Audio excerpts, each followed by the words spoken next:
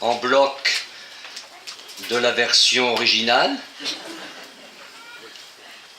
ne sais pas si c'était une version français courant ce soir, j'ai oublié les détails. Enfin, si je dis je suis Paul Ballière, c'est grâce à Jésus, je pense que vous l'avez compris. Hein. Voilà, nous bénissons le Seigneur qui nous permet à nouveau ce soir d'être ensemble dans sa présence, autour de sa parole.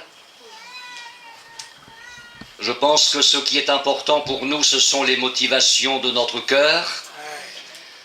Si nous avons faim et soif de Jésus, nous ne serons jamais déçus.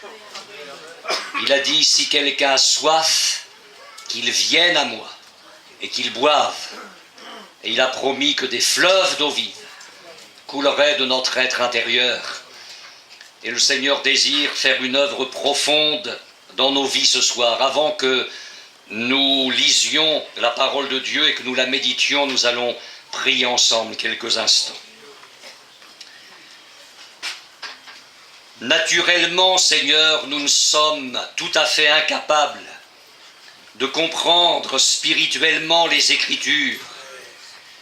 Et c'est la raison pour laquelle tu nous as envoyé le Saint-Esprit, comme celui qui allait nous instruire, nous enseigner, nous conduire dans toute la vérité, nous rappeler les choses que tu as enseignées. Seigneur, je prie pour que ton esprit préside à toute cette réunion maintenant, que tu m'aides à annoncer ta parole comme il convient, que je puisse parler d'une telle manière que toi tu agisses dans les vies. Je prie, Seigneur, pour que ton esprit se meuve au milieu de nous ce soir. Tu connais encore les besoins de chacun, et je sais que la bonne œuvre que tu as commencée un jour en nous, tu as le pouvoir de la rendre parfaite pour le jour de Christ.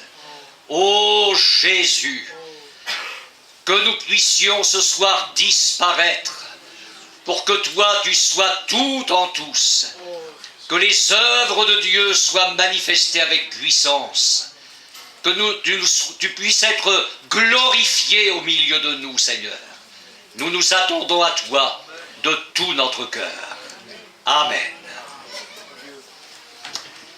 Nous allons lire quelques textes dans la parole de Dieu ce soir. Le premier, nous le lirons dans l'épître aux Romains, au chapitre 5 et au verset 6. Épître de l'apôtre Paul aux Romains, chapitre 5, verset 6. Car lorsque nous étions encore sans force, Christ, au temps marqué, est mort pour des impies. Christ, au temps marqué. Dieu est sur son trône. Et ce qui se passe sur la terre n'échappe pas à son contrôle. Il y a des choses qui se font sur la terre et qui sont dans sa volonté parfaite. Il y a des choses qui se font sur la terre et qui sont dans sa volonté permissive. Dieu permet certaines choses. Mais n'en doutez pas un seul instant, Dieu est au contrôle de tout. Il est sur un trône très élevé et il a le destin des nations dans sa main. Il a le destin d'Israël dans sa main. Il a le destin de l'Église dans sa main. Dieu a un plan depuis toute éternité et il poursuit son plan. Et rien ne peut l'arrêter. Dieu est le Dieu tout-puissant. Et je suis impressionné par cette petite expression « au temps marqué ». La venue de Jésus n'a pas eu lieu à n'importe quel moment de l'histoire. Jésus est venu au moment où il le fallait. Au moment où l'humanité avait besoin que Jésus naisse sur notre terre pour y accomplir son œuvre de salut. Et cela m'encourage, parce que je me dis que si Dieu peut avoir le destin de l'humanité tout entière dans sa main, il a aussi ma vie dans sa main. Que j'ai 85 ans ou 14 ans, Dieu est assez puissant pour avoir ma vie dans sa main. Et si je suis dans sa main, quelle sécurité, quel bonheur, quelle joie, quoi qu'il arrive, Dieu restera au contrôle et il saura prendre soin de moi. Je poursuis la lecture. À peine mourrait-on pour un juste. Quelqu'un peut-être mourrait-il pour un homme de bien. Mais Dieu prouve son amour envers nous, en ce que lorsque nous étions encore des pécheurs, Christ est mort pour nous. À plus forte raison, maintenant que nous sommes justifiés par son sang, serons-nous sauvés par lui de la colère. Car si, lorsque nous étions ennemis, nous avons été réconciliés avec Dieu par la mort de son Fils, à plus forte raison, étant réconciliés, serons-nous sauvés par sa vie. Et le thème de toute cette mission jusqu'à dimanche midi est donc le suivant: maintenant que je suis sauvé par sa mort, je vais l'être par sa vie. Et vous allez me dire, mais si je suis sauvé, en quoi ai-je besoin d'être encore sauvé? Si je suis sauvé par sa mort, je suis sauvé. Mais il y a là un trésor immense. Nous n'allons faire que, en 3 réunions, mettre nos pieds au bord d'un vaste océan. Nous ne verrons pas le tiers de tout ce message-là.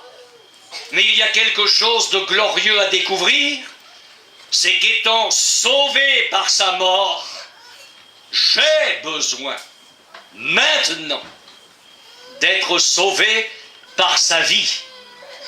Et vous allez me dire, mais qu'est-ce que cela signifie?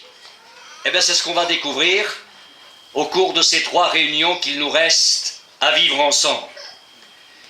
Je vous propose de lire ou de suivre la lecture dans l'Apocalypse, au chapitre 1er, verset 9.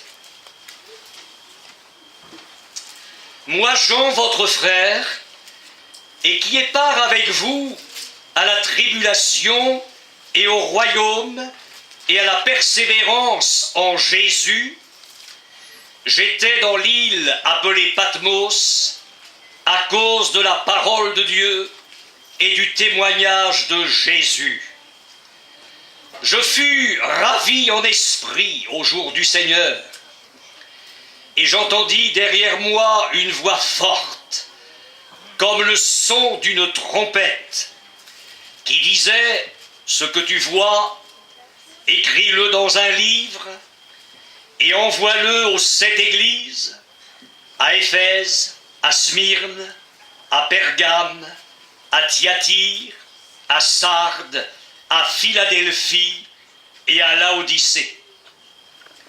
Je me retournai pour connaître quelle était la voix qui me parlait, et après m'être retourné, je vis 7 chandeliers d'or. Et au milieu des 7 chandeliers, quelqu'un qui ressemblait à un fils d'homme, vêtu d'une longue robe, ayant une ceinture d'or sur la poitrine. Sa tête et ses cheveux étaient blancs comme de la laine blanche, comme de la neige, et ses yeux étaient comme une flamme de feu. Ses pieds étaient semblables à de l'airain ardent, comme s'il eût été embrasé dans une fournaise. Et sa voix était comme le bruit de grandes eaux. Il avait dans sa main droite 7 étoiles. De sa bouche sortait une épée aiguë à 2 tranchants, et son visage était comme le soleil quand il brille dans sa force. Quand je le vis, je tombai à ses pieds comme mort. Il posa sur moi sa main droite en disant « Ne crains point, je suis le premier et le dernier et le vivant. J'étais mort, et voici je suis vivant au siècle des siècles. Je tiens les clés de la mort et du séjour des morts. Amen. » Nous n'aurons pas le temps de contempler Jésus dans tous les aspects glorieux de sa personne, tels qu'ils nous sont décrits ici par l'apôtre Jean.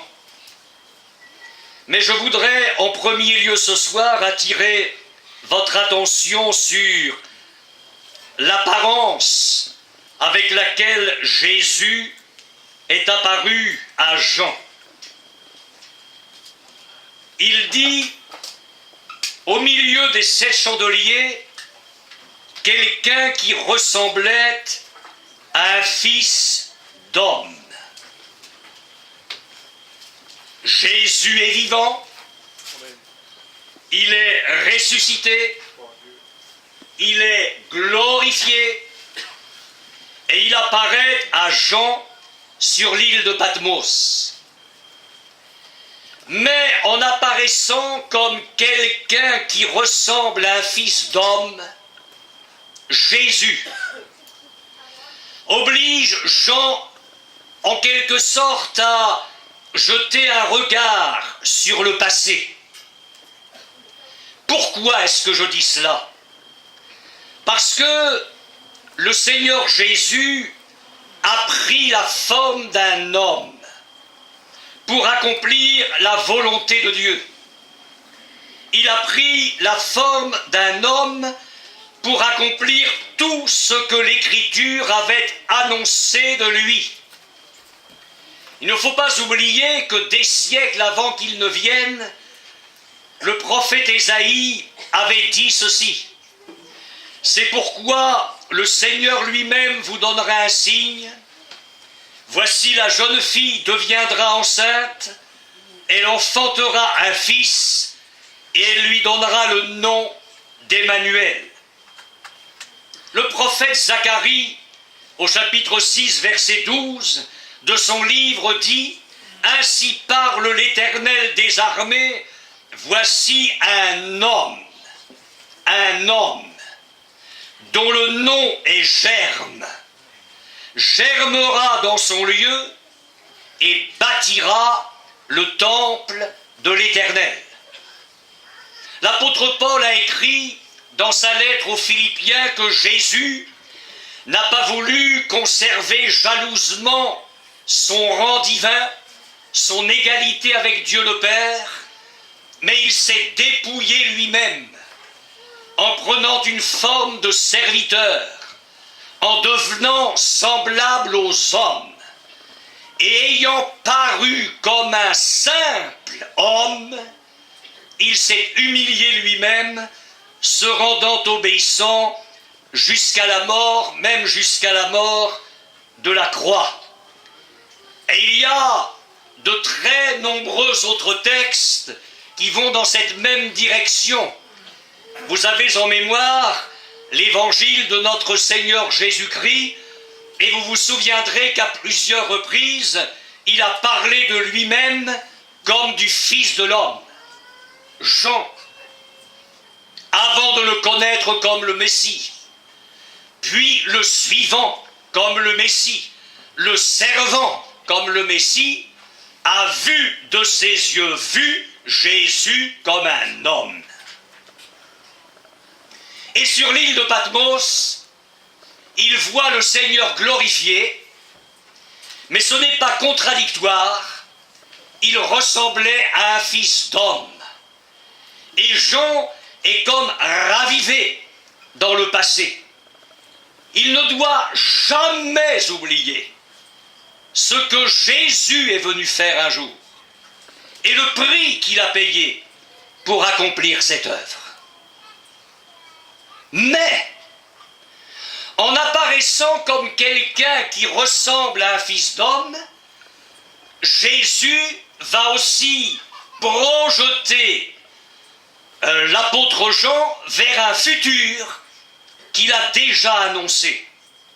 Parce que Jean ne pouvait pas oublier cette parole de Christ, alors le signe du Fils de l'homme paraîtra dans le ciel, les tribus de la terre se lamenteront et elles verront le Fils de l'homme venant sur les nuées du ciel avec puissance et une grande gloire. Le Fils de l'homme. Matthieu 25, 31. Lorsque le Fils de l'homme viendra dans sa gloire, avec tous les anges, il s'assiera sur le trône de sa gloire.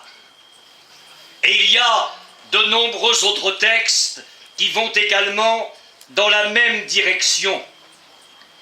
Jésus, Fils de l'homme, hier. Jésus, Fils de l'homme, demain. Jésus, Fils de l'homme, venu pour te sauver. Jésus, Fils de l'homme, qui revient pour te chercher. Jean, n'oublie jamais ça. Tu as un passé et tu as un avenir glorieux. Mais le présent,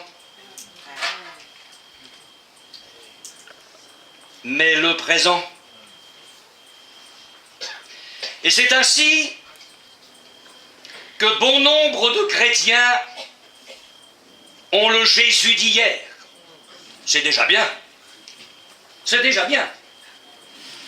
Ils ont le Christ qui les a sauvés par sa mort. Et ils ont le Jésus de demain. Celui qui revient pour l'Église. Mais ils n'ont pas de Christ pour aujourd'hui. Ils n'ont pas de Christ tel qu'il est. C'était le drame de Marthe. Dans un temps de grande souffrance, son frère Lazare vient de mourir. Et toute chagrinée qu'elle est, elle a encore la force d'adresser des reproches à Jésus. Ah, si tu avais été ici, mon frère ne serait pas mort, le Christ d'hier, si tu étais venu hier. Alors Jésus va essayer de la recentrer. Mais ton frère ressuscitera. Et elle attrape dans sa foi le Christ d'hier pour en faire le Christ de demain. Oh, je sais qu'il ressuscitera à la résurrection des morts. Vous voyez Marthe, devant son problème, elle a le Christ d'hier, elle a le Christ de demain, elle n'a rien pour aujourd'hui. Alors il va falloir que Jésus lui montre qu'il est le Christ d'aujourd'hui. Et qu'est-ce qu'il dit ? Je suis le vivant. Et j'ai l'impression qu'il le dit par anticipation parce qu'il sait qu'il va mourir. Mais il sait qu'il y aura un après la mort, un après la croix, un après le tombeau. Et il dit, je suis la résurrection et la vie. Vois-tu Marthe, le présent que tu dois avoir, c'est un Christ pour aujourd'hui. Et le Christ d'aujourd'hui, il n'y a rien d'autre à savoir que ça. C'est qu'il est la vie. Et c'est ce que Jean, sur l'île de Patmos, va entendre. Jean, voilà le Jésus que je suis aujourd'hui. Je suis vivant. au siècle des siècles. Et je me dis, en voyant ma vie, mes réactions dans certaines situations, et puis nos églises, je me dis, il y a un manque. Trop de chrétiens ont le Christ d'hier et le Christ de demain, mais il leur manque le Christ tel qu'il est aujourd'hui dans leur vie. Je ne parle pas d'une connaissance biblique, je l'ai dit hier, d'une connaissance doctrinale, mais je parle d'une connaissance vivante, d'une connaissance expérimentale dans la vie de chaque jour, de ce qu'est Jésus et de ce qu'il peut faire pour son peuple aujourd'hui et pour chacun de nous. Je me permets ce soir de te poser une question et je me la pose. Je ne suis pas là pour donner des leçons. Dieu connaît mon cœur. Est-ce que tu es sauvé par sa vie? Je ne te demande pas si tu es converti, on le sait, ça c'est fait, gloire à Dieu, c'est fait. Je ne suis pas en train de te demander si tu es sauvé par sa mort, tu le sais que tu es sauvé. Je suis en train de te demander si aujourd'hui tu as été sauvé par sa vie. Tu vas me dire, mais je ne comprends pas ce que ça veut dire. Ben justement, c'est pour ça qu'on est là. Est-ce que demain matin, tu vas ouvrir l'œil en disant, Seigneur, je vais vivre cette journée magnifique, quelle que soit la bave de l'enfer, quelle que soit la rage des démons, quel que soit l'état du monde, je vais vivre une bonne journée parce que aujourd'hui, je vais être sauvé par ta vie. Alléluia. Je vais être sauvé par ta vie. Et c'est ce qui explique que tant de vies chrétiennes sont médiocres, défaites, sans progrès. Parce qu'on a le Christ de la croix, on a le mort de Golgotha, ce qui est déjà beaucoup, je le répète, ce qui est déjà beaucoup. Mais on n'a pas le vivant au siècle des siècles avec ce que cela représente pour nos vies. Et ce que j'aimerais effleurer avec vous, beaucoup de temps nous manquera, c'est ce que j'aimerais effleurer avec vous durant cette mission. Alors après avoir parlé de l'apparence, le Fils d'homme, on va arriver au présent, parce que le Fils d'homme c'est le passé et le futur. Le présent, je ne m'arrêterai que sur une chose, c'est la longue robe. Jésus apparaît vêtu d'une longue robe. On n'en connaît pas la couleur et ça n'a aucune espèce d'importance. Mais cette robe ne peut pas m'empêcher de penser à la robe du souverain sacrificateur de l'ancienne alliance. Parce que le souverain sacrificateur d'Israël dans l'ancienne alliance était revêtu d'une longue robe qui mettait en évidence la dignité de son office. Et là, nous allons lire ce soir dans l'Exode, au chapitre 28 et au verset 1er d'abord. Exode 28, verset 1er. Fais approcher de toi, Dieu parle à Moïse, fais approcher de toi Aaron ton frère. Verset 2, tu feras à Aaron ton frère des vêtements sacrés pour marquer sa dignité et pour lui servir de parure. Et au verset 31 maintenant. Et il y a plusieurs éléments qui constituent les vêtements sacrés du souverain sacrificateur. tu feras, verset 31, la robe de l'éphod, entièrement d'étoffe bleue. Il y aura au milieu une ouverture pour la tête, et cette ouverture aura tout autour un bord tissé, comme l'ouverture d'une cotte de maille, afin que la robe ne se déchire pas. Tu mettras autour de la bordure en bas des grenades de couleur bleue, pourpre et cramoisie, entremêlées de clochettes d'or. Une clochette d'or, une grenade, une clochette d'or, une grenade, sur tout le bord, sur tout le tour de la bordure de la robe. Aaron s'en revêtira pour faire le service. Quand il entrera dans le sanctuaire devant l'Éternel, et quand il en sortira, on entendra le son des clochettes, et il ne mourra point. Nous devons prendre conscience, comme Jean a dû en prendre conscience sur l'île de Patmos, je suppose, que Jésus, alors nous parlons du Jésus d'aujourd'hui, Jésus se manifeste actuellement tel qu'il est, comme le grand souverain sacrificateur, avec tout ce que cela signifie de glorieux pour notre vie.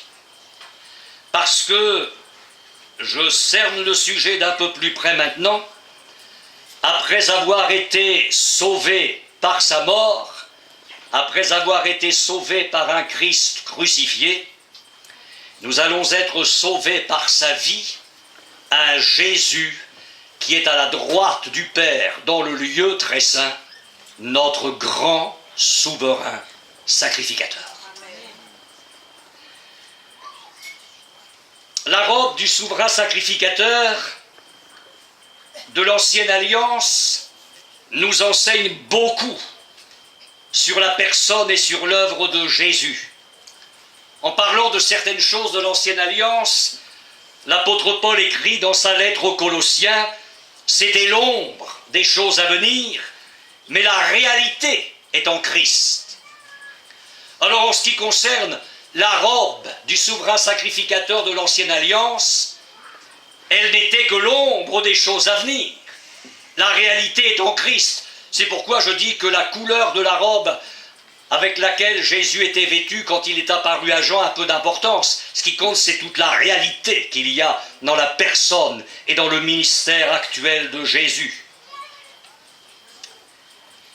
Vous l'avez lu? La robe était entièrement d'étoffe bleue. C'est la couleur du ciel.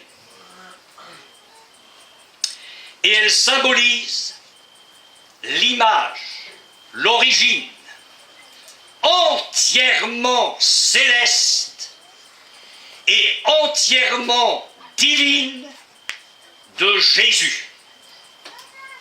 Jésus est Dieu. Il est venu du ciel et il est retourné au ciel. Et c'est ce message-là qui apparaît dans la robe du souverain sacrificateur de l'Ancienne Alliance, une robe entièrement bleue. Jésus est retourné au ciel comme notre grand souverain sacrificateur. Écoutez ce que dit Jean au chapitre 13 de son évangile. Jésus savait que le Père avait remis toutes choses entre ses mains, qu'il était venu de Dieu et qu'il s'en allait à Dieu. Tout le ciel est là, avec la robe entièrement bleue. Jésus dit, Jean 16, 28, « Je suis sorti du Père, je suis venu dans le monde, maintenant je quitte le monde et je vais au Père. » Entièrement céleste, une robe entièrement d'étoffe bleue.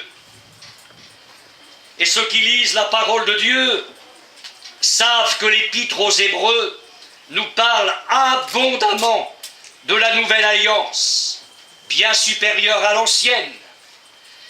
Elle nous parle d'un autre sacerdoce, bien plus magnifique que le sacerdoce lévitique. Elle nous parle d'un autre souverain sacrificateur, bien plus glorieux que le souverain sacrificateur de l'ancienne alliance à Aaron. Notre grand souverain sacrificateur, c'est Jésus. Et dans cette même épître aux Hébreux, qui nous présente la réalité en Christ, nous avons l'explication de la couleur bleue de la robe du sacrificateur de l'Ancien Testament. Voici quelques textes de l'épître aux Hébreux. Écoutez bien, c'est magnifique. Vous allez dire, pour l'instant, c'est un peu théorique tout ça. Vous allez voir les conséquences dans votre vie tout à l'heure. Hébreux chapitre 1er, verset 3. Il est question de Jésus. Et qui, étant le reflet de sa gloire, le reflet de la gloire de Dieu, et l'empreinte de sa personne, et soutenant toutes choses par sa parole puissante, a fait la purification des péchés et s'est assis à la droite de la majesté divine. Notre Christ d'aujourd'hui est céleste. Hébreux 8, versets 1 et 2. Nous avons un tel souverain sacrificateur qui s'est assis à la droite du trône de la majesté divine dans les cieux, comme ministre du sanctuaire et du véritable tabernacle qui a été dressé par le Seigneur et non par un homme. Le vrai tabernacle est là-haut, Jésus l'a traversé, il est actuellement jusque dans le lieu très saint et il exerce pour toi un ministère de souverain sacrificateur. Sauvé par sa vie. Hébreux 9, 12. Et il est entré une fois pour toutes dans le lieu très saint, non avec le sang des boucs et des veaux, mais avec son propre sang, ayant obtenu une rédemption éternelle. Hébreux 10, 12.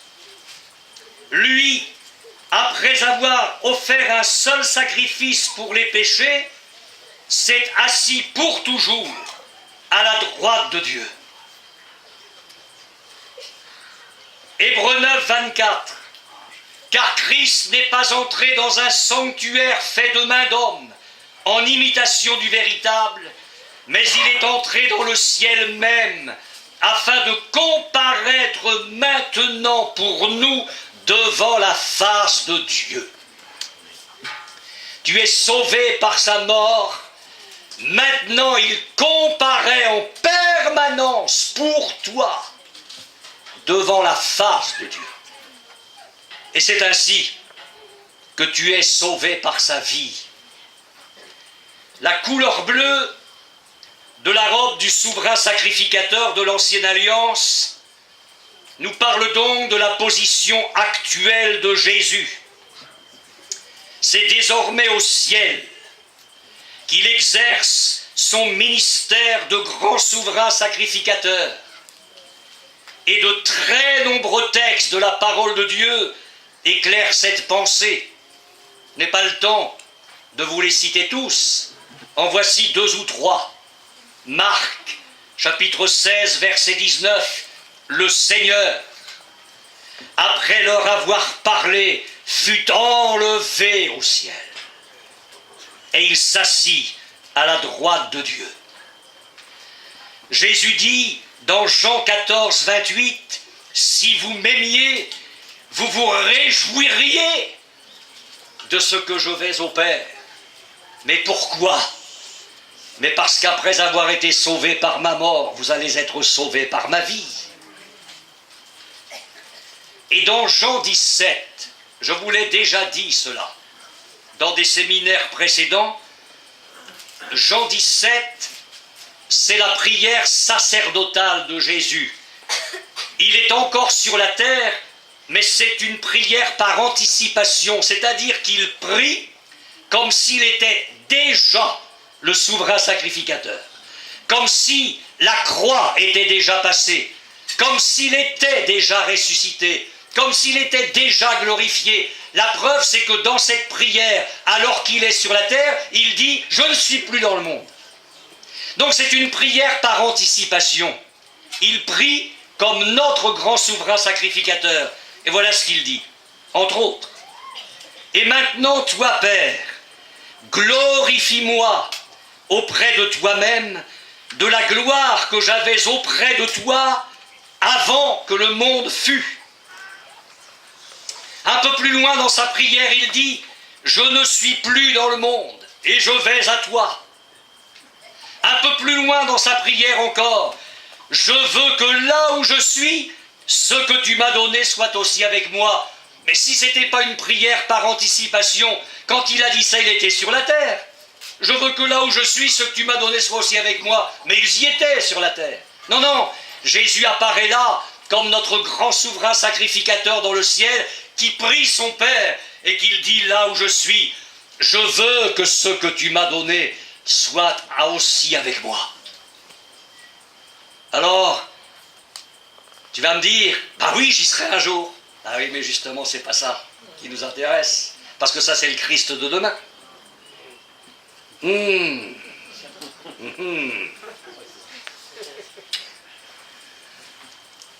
Bon, on va y aller quand même. Juste avant, vous dire quelle joie, quelle sécurité d'avoir un tel souverain sacrificateur. Il est Dieu et il est dans une position de victoire totale. Être sauvé par sa mort, qu'est-ce que c'est au fond? Mais c'est ce que dit Jésus dans l'évangile de Jean, chapitre 6, verset 40. La volonté du Père, je vous le dis comme le texte original le dit, c'est que quiconque, non pas voit, mais contemple le Fils et croit en lui, ait la vie éternelle. Et je le ressusciterai au dernier jour. Être sauvé par sa mort, c'est le moment où le Saint-Esprit t'amène à un face-à-face avec Christ. Et là, tu le contemples comme le Fils de Dieu. Tu réalises qu'il est monté sur la croix à ta place pour tes péchés.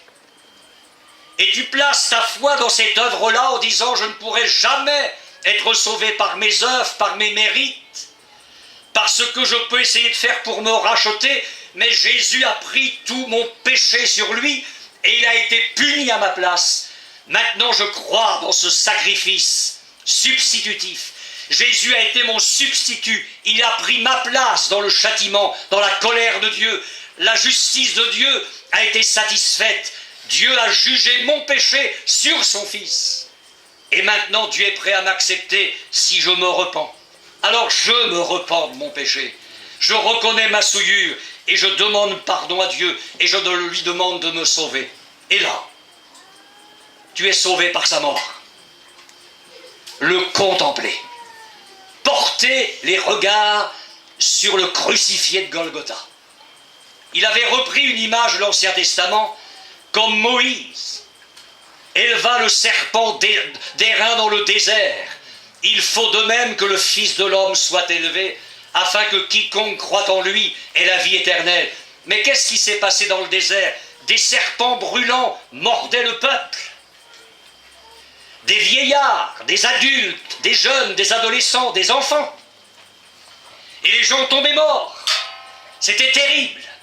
La cause a été portée devant Dieu. Et Dieu a dit à Moïse, fais-toi un serpent d'airain, tu le mets sur une perche, tu places la perche au milieu du camp, et quiconque regardera le serpent d'airain conservera la vie. C'est une folie. Ne me demandez pas de vous expliquer une folie pareille. C'est la folie de Dieu. Tu viens d'être mordu par le serpent, toi l'Israélite, tu vas mourir. Mais qu'est-ce qui va t'amener à croire une folie pareille, une sottise pareille? Regardez le serpent d'airain et puis là, il va y avoir un miracle, tu vas conserver la vie. Ben oui. Ben oui. Ça se discute pas. C'est la folie de Dieu. Si tu veux continuer à mourir sous le venin du serpent, c'est ton problème. Ça, c'est ton problème ce soir. Mais être sauvé, ce serait si simple. C'est pas un serpent d'airain sur une perche que Dieu te demande de contempler. C'est son Fils. Alors je suis d'accord, c'est une folie, hein. Si 2 secondes d'évangélisation, vous me permettez, ça commence à brûler dans mon cœur 5 minutes là. Si tu es dans un appartement au 3e étage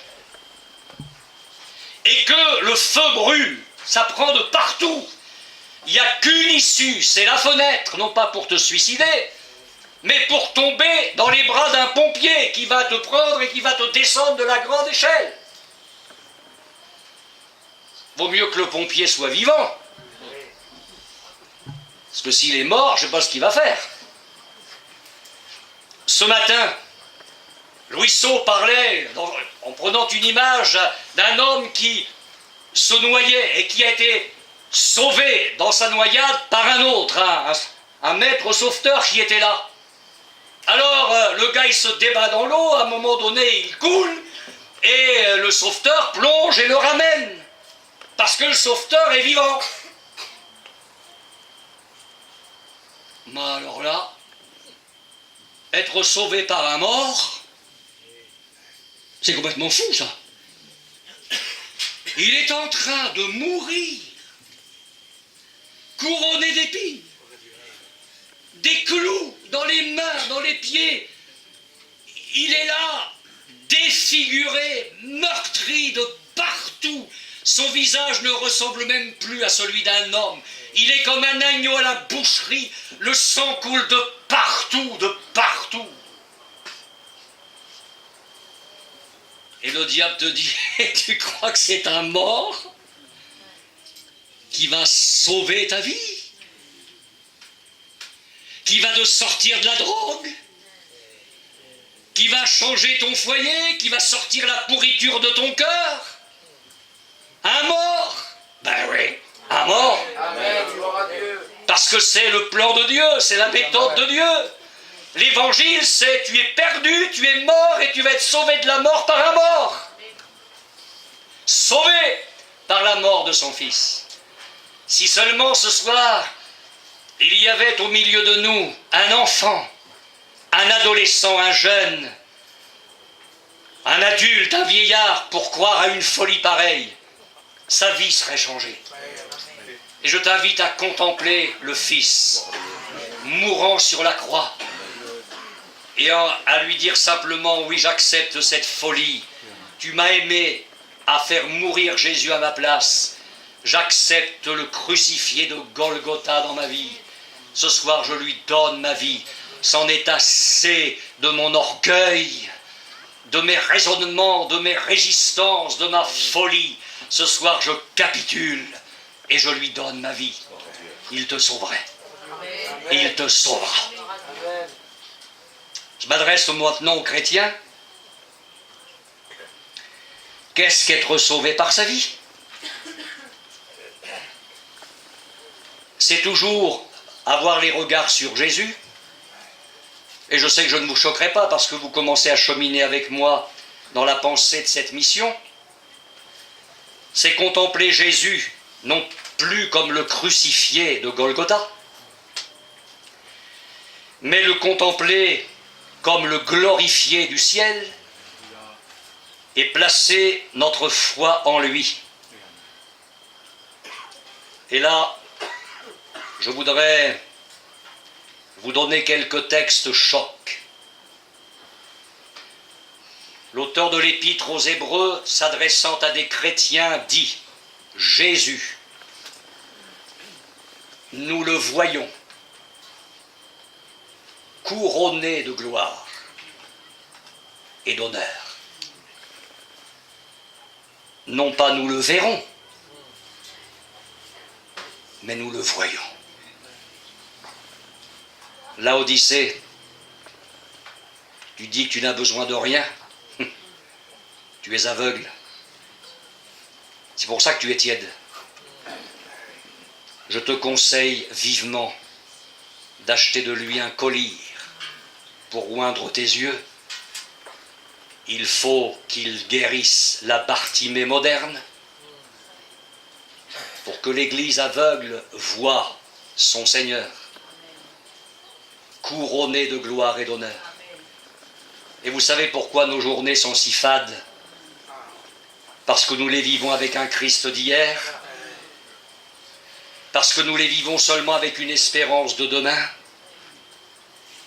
mais que nous ne vivons aucune de nos journées, parce que si c'était vrai, ça se saurait. Nous ne les vivons pas en ayant les regards sur celui qui est couronné de gloire et d'honneur. Parce qu'il y a longtemps qu'il nous aurait débarrassés de nos murmures, de nos pourquoi, de nos révoltes, de notre morosité, de notre petite vie, au ras des pâquerettes. Moïse marchait comme voyant celui qui est invisible. C'est pour ça qu'il a pu tenir. Comment est-ce que tu crois que tu vas tenir? À coup de séminaire? Ah non. Non, non, parce que un autre va arriver derrière Balière, puis un autre après, mais après quoi? Après ces réunions, qu'est-ce qui reste? Non, non, la solution, c'est pas ça. La solution, c'est de dire, Seigneur, ouvre mes yeux pour que je voie, et que, à partir de ce soir, il y ait une guérison spirituelle dans ma vie. Une guérison spirituelle. Non pas le voir avec les yeux de mon corps, mais avec les yeux de ma foi. Voir Jésus couronné de gloire et d'honneur. L'apôtre Paul écrit aux Éphésiens, « Vous étiez morts par vos offenses et par vos péchés, dans lesquels vous marchiez autrefois. Mais Dieu, qui est riche en miséricorde, à cause du grand amour dont il nous a aimés, nous qui étions morts par nos offenses, nous a rendus à la vie avec Christ. C'est par grâce que vous êtes sauvés. Il nous a ressuscités ensemble. La suite, c'est dur. Parce que on se demande si on comprend bien. Et il nous a fait asseoir ensemble avec lui dans les lieux célestes. Ah Seigneur, si tu avais parlé comme ça au futur, qu'est-ce que ce serait mieux pour ma foi? Si tu avais dit, il nous fera asseoir, comme ça me tranquilliserait. Mais ce soir, voilà que j'ai besoin d'entendre qu'il me faut être sauvé par ta vie. Et là, je découvre que être sauvé par ta vie, c'est commencer à croire et à vivre comme quelqu'un qui est déjà assis avec lui dans les lieux célestes. Tu vis ça? Balière, tu vis ça, toi qui prêches aux autres ce soir? Tu vis ça? Est-ce que tu es ce soir assis avec lui dans les lieux célestes? C'est ça, être sauvé par sa vie. Là, on parle de la robe d'étoffe bleue, on parle du ciel. On parle de vivre avec la robe du souverain sacrificateur, de la contempler, cette robe bleue. Et d'être assis avec le souverain sacrificateur dans le ciel. Tu vas vers les autres. Mais ils vont dire, mais c'est bizarre ça, il a l'impression qu'il a la tête d'un ange. C'est un peu comme Étienne. Oui, parce que lui, il était déjà là-haut avant d'y arriver. Hein. On va y venir dans quelques secondes. Je sais pas, sans avoir des plumes, des ailes qui nous poussent, si on vit assis dans les lieux célestes, on va être quand même plus léger devant les problèmes, vous pensez pas? Les problèmes qui nous paraissaient énormes sur la terre, parce qu'on était là, assis dans la mission sous le chapiteau à Montpellier, et tout en écoutant la prédication, on s'est dit, oh là là, mes problèmes, ma maladie, tout ça, c'est... Bon. Et puis subitement, tu permets à Jésus de te sauver par sa vie, et de te permettre de réaliser dans la foi que tu es assis avec lui dans le ciel, et là tu vas regarder ton problème, tu vas même le chercher tellement il est petit. Ouais. être sauvé par sa vie. Alors on peut être sauvé par sa mort et être écrasé par les problèmes à longueur de vie chrétienne. Vous comprenez ça? Parce qu'on n'est pas sauvé par sa vie. J'espère que vous allez comprendre ce que je vais dire. On peut se réjouir d'avoir été sauvé par sa mort et pleurer à longueur de vie chrétienne devant tous nos soucis, nos difficultés, parce qu'on n'est pas sauvé par sa vie. Alors il est temps d'être sauvé par sa vie. Et je vais te dire, si demain, le Seigneur, par son esprit, œuvre en toi et te permet de vivre la journée de demain sauvé par sa vie, dimanche, tout est à refaire. Hein. C'est pas acquis une fois pour toutes. C'est un combat de tous les jours. C'est le combat de la foi. Mais j'aimerais que ce soir, les cœurs honnêtes et bons, les âmes de bonne volonté prennent ce message-là au sérieux. C'est très sérieux. Nous sommes devant quelque chose de très, très important. Sauvé par sa vie. Mais Seigneur, je n'ai jamais réalisé ça. Il faut que tu m'aides à changer de cap. Il faut que je regarde la robe bleue du souverain sacrificateur et me dire, mais elle est entièrement bleue, mais le Seigneur m'appelle à avoir une vision céleste. L'apôtre Paul disait, je n'ai pas résisté à la vision céleste. C'est terrible parce que j'ai plein de choses à vous dire. Et je vais arrêter. C'est bien quand les gens disent, ah, je préfère que, ouf. Je ne sais pas pourquoi. L'apôtre Paul écrit aux Colossiens, si donc vous êtes ressuscités avec Christ, qu'est-ce qu'il faut faire? Cherchez les choses d'en haut, où Christ est assis à la droite de Dieu. Mais vous comprenez que là, il y a encore la robe bleue?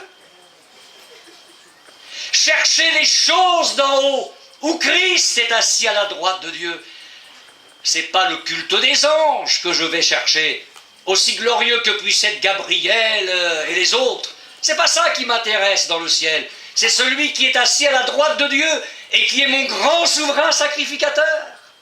Alors oui, je vais chercher les choses d'en haut, à ses pieds, dans ma Bible, dans ma réflexion, dans mon adoration. Je vais passer beaucoup plus de temps avec lui, parce que je vais être sauvé par sa vie. Il poursuit, affectionnez-vous aux choses d'en haut, et non à celles qui sont sur la terre. Et la misère de nos églises, c'est que trop de chrétiens s'affectionnent aux choses de la terre, du monde. Et pour plus que Kennedy Girac soit l'un des leurs, alors on a tous les albums et le prochain qui va sortir. Et on n'en rate aucune. Il passe à une émission de télé, tout le monde est devant la télé. C'est un des nôtres, c'est un gitan qui est en train de monter en flèche par le diable pour mieux finir en enfer. Ça, c'est de l'affection. Faut pas rire, hein, faut pleurer. Amen. Parce que lui, il s'afflige de ce que son peuple, qu'il a sauvé par sa mort, n'est pas plus intéressé que ça par sa vie. Il n'est pas réjoui particulièrement de ce que son peuple, sauvé par le prix qu'il a payé sur la croix, n'est pas le désir ardent de le contempler maintenant qu'il est sur le trône. Sauvé par sa vie. L'apôtre Paul écrit dans sa seconde lettre aux Corinthiens, « Nous tous qui le visage découvert, reflétons comme dans un miroir la gloire du Seigneur, nous sommes transformés en la même image, comme par le Seigneur l'Esprit. » Déjà, les gitans espagnols, catalans, n'ont pas la peau vraiment blanche, vous êtes un marron. Hein.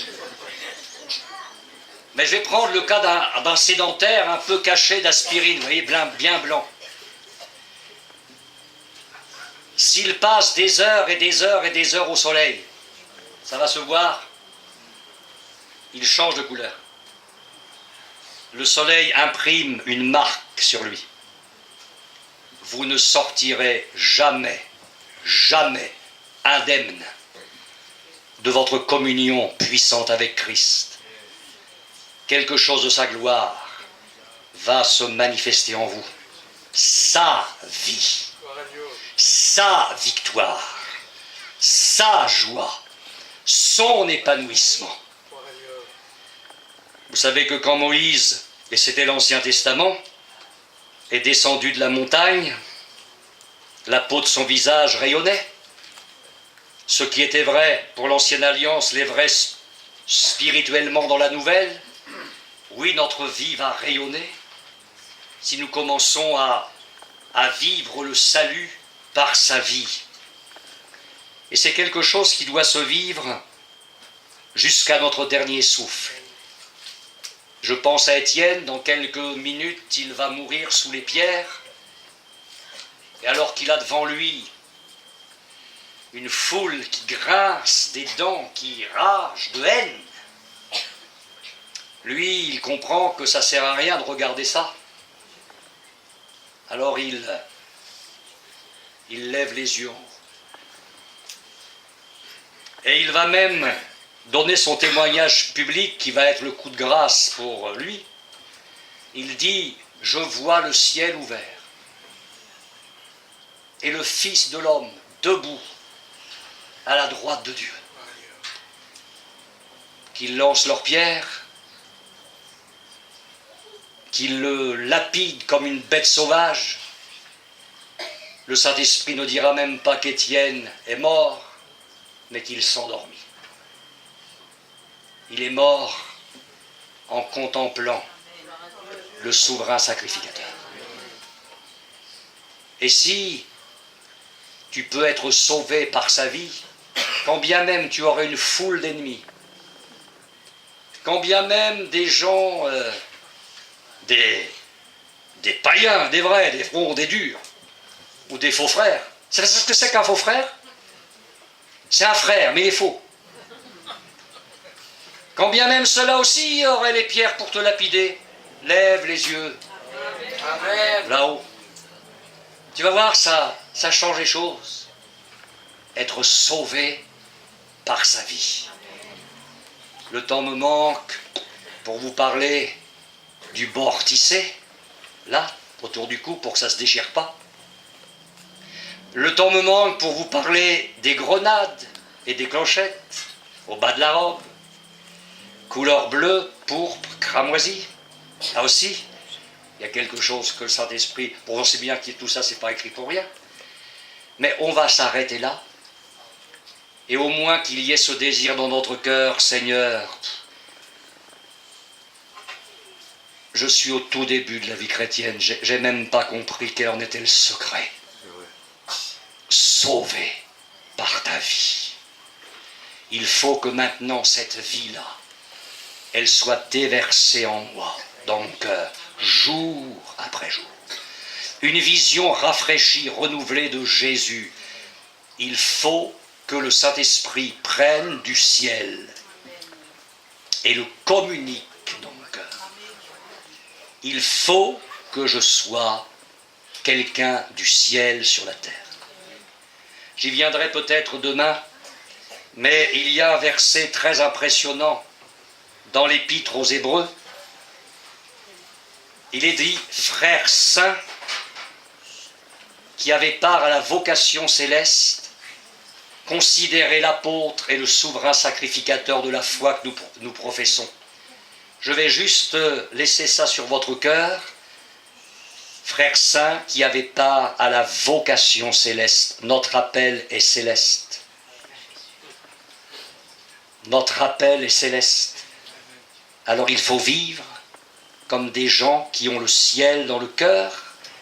Et je dirais même plus, il faut que nous vivions comme des gens qui sont dans le ciel. C'est aussi fort que ça. Nous devons vivre comme des gens qui sont assis dans le ciel avec Jésus, sauvés par sa vie.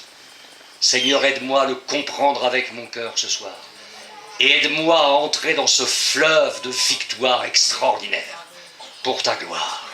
Amen. On va prier le Seigneur.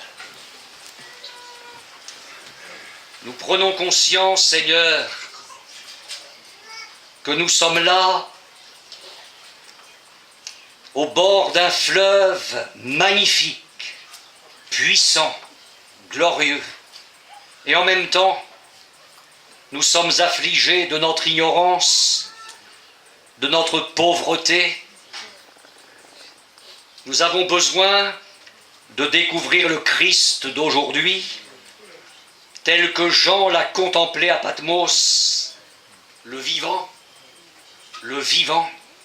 au siècle des siècles. Tu nous as adressé une vocation céleste, pardon, pour la place que le monde tient dans nos vies, par la musique du monde, les chanteurs du monde, les programmes de télévision, les endroits où nous nous permettons de mettre les pieds. Toutes ces choses qui prennent tellement de temps dans nos journées et qui nous empêchent d'être là-haut avec toi. Pardon pour la faiblesse, la pauvreté de nos ministères, de mon ministère. Pardon. Pardon pour la pauvreté de notre vie chrétienne, Seigneur. Nous sommes pleinement convaincus que la solution n'est pas de nous regimber contre ta parole. Cela n'a jamais été d'aucun secours à qui que ce soit. Ta parole est l'épée qui sépare âme et esprit, jointure et moelle. Et ce soir, Seigneur, nous voulons la laisser œuvrer dans le temps. Nous comprenons bien que ce n'est pas l'effet d'une soirée. Ce sera le travail de toute notre vie chrétienne pour construire sur cette vérité, pour avancer. Mais nous voulons vivre comme les citoyens du ciel. Notre patrie à nous est dans les cieux. Tu nous as préparé une cité, tu n'as pas honte d'être appelé notre Dieu. Mais nous avons honte de ne pas nous préoccuper de la cité que tu nous as préparée. Seigneur, fais-nous grâce. Aide-nous dans le secret de nos maisons à pleurer sur nos infidélités, sur nos compromis, sur notre tiédeur. Que ce ne soit pas l'effet de cette soirée, Seigneur, mais d'une rencontre nouvelle avec toi, que nous prenions du temps, que tu puisses, toi le divin médecin, nous dire ce qui ne va pas, ce qui a besoin d'être réformé, guéri, ce qui a besoin d'être soigné dans notre vie spirituelle. Je te remercie de ce que tu vas faire. Tu es un bon Père céleste. Tu es là ce soir avec ta miséricorde, tes bras d'amour. Tu n'es pas là pour enfoncer un apôtre Pierre en train de couler. Tu es là pour tendre la main et le tirer de là. Ah Seigneur, fais grâce, s'il te plaît, pour ta gloire. Amen.